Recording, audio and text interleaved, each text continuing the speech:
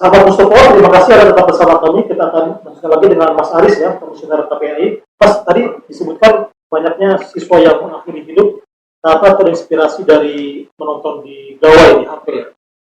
Pencegahan seperti apa yang harus dilakukan oleh sektor pendidikan dan apa yang dilakukan KPAI? Oke, tentu ini sesuatu fenomena yang memprihatinkan seusia anak begitu, bahkan yang baru terjadi di Banyuwangi itu anak SD kelas 5 sudah punya pikiran untuk kemudian mengakhiri diri. Menurut identifikasi awal karena dia sering menonton di gawainya atau di gadgetnya tontonan-tontonan yang mengarah kepada kekerasan. Salah satunya tontonan yang mengarah kepada bentuk cara untuk mengakhiri diri. Menurut kami bahwa ini persoalan serius, semua harus bergerak untuk mencegah itu. Satuan pendidikan dalam konteks ini kami berpesan agar penguatan pendidikan karakter harus betul-betul dijalankan secara maksimal. Bukan sekedar rutinitas seremonial, bukan sekedar anjuran di dalam RPP, tapi betul-betul terimplementasi menjadi sebuah pembiasaan. Kami berharap ada ruang yang lebih luas selain transfer knowledge, transfer ilmu pengetahuan dan keterampilan, tapi juga guru satuan pendidikan memperhatikan bagaimana porsi transfer sikap baik spiritual maupun sosial. Anak kalau karakternya kuat maka jiwanya akan kuat.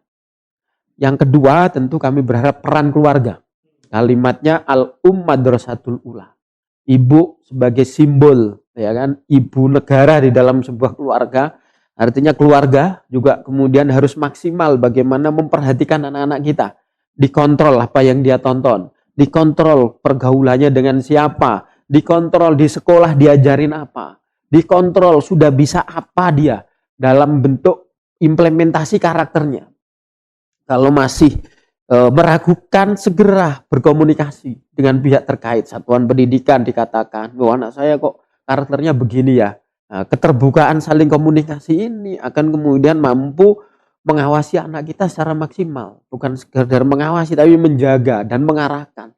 Meninsert nilai-nilai yang kemudian mengarah pada penguatan karakter yang dilandasi dengan nilai spiritual gitu, dan sosial. Hal utama dalam perlindungan anak, karena dari situlah anak kemudian akan tercermin sikapnya di luar, di sekolah, di dalam pergaulannya. Karena di keluarga intensitas interaksinya intens dengan orang tua, anak akan melihat apa yang akan apa yang dicontohkan oleh orang tua, apa yang dilakukan oleh orang tua.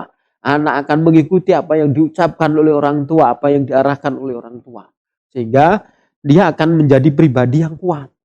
Pribadi yang mentalnya cukup bisa menahan persoalan-persoalan yang mungkin dia dapat itu dari media sosial, mungkin dia alami itu karena interaksi sama teman. Sehingga di situ kalau mentalnya kuat, konsep dirinya terbentuk, maka dia bisa memfilter. Artinya harus ada kerjasama yang berkesinambungan antara sekolah dan keluarga. Betul, itu yang sekarang kami sampaikan kepada Kemendikbud, kepada Kementerian Agama, agar kurikulum kita, kurikulum pembelajaran kita itu betul-betul kurikulum yang kemudian memberi porsi lebih pada penguatan sikap sosial dan sikap spiritual. Dengan cara apa? Menyajikan kurikulum penguatan sikap yang terintegrasi antara satuan pendidikan dengan keluarga. Ada tema-tema tertentu yang menyangkut karakter yang dalam 1 minggu itu di sekolah diajarkan teorinya, diberi contoh prakteknya, dibuat pembiasaan di sekolah, sekaligus disampaikan kepada orang tua untuk menjadi pembiasaan dia di rumah. Dalam kurun waktu tertentu evaluasi bersama, 2 minggu sekali evaluasi bersama, 1 bulan sekali curah pendapat temu antara sekolah dengan orang tua dalam konsep parenting misalkan, kemudian orang tua menyampaikan kepada sekolah, ini loh yang saya alami ketika berinteraksi dengan anak saya di rumah.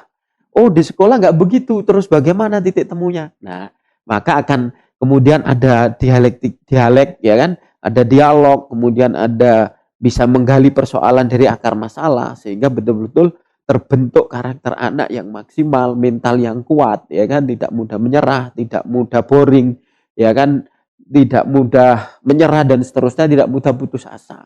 Kalau seperti itu, maka saya yakin dia akan menjadi pribadi yang tidak rentan menjadi korban maupun pelaku kekerasan. Biasanya kan dialog begitu kan terjadi kalau bagi rapot aja kan. Nah, itu masalahnya. Itu kurang cukup ya. Kurang. Bagi rapot atau enggak gitu lagi ada kepentingan untuk anggaran tertentu gitu kan. Mau ada studi tour, mau ada apa begitu ya.